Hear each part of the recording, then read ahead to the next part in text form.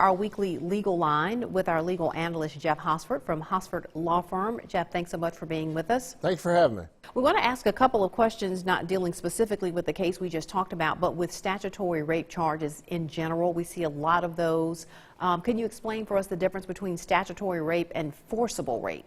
Well, forcible rape simply means it was forced upon another individual.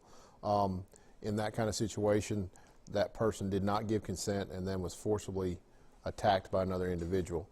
Statutory rape doesn't matter if there's consent. The reason being is, according to the law, a person of a certain age or younger than a certain age is not able to give consent. Therefore, they cannot give consent, and therefore, no matter if they said they consented or not, it does not matter because the law says it is statutory rape.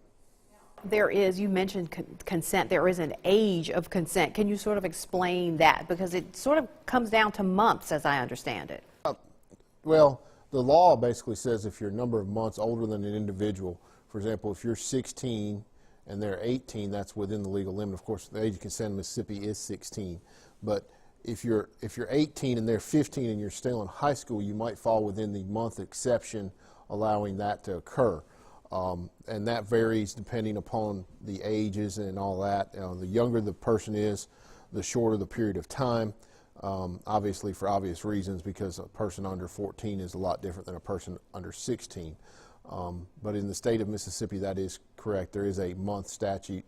The longer period of time that you're older than somebody, for example, if you're under 14 and you're more than 3 years older than that person, the penalty is harsher, obviously for obvious reasons. And that allows the courts to punish those individuals more severely.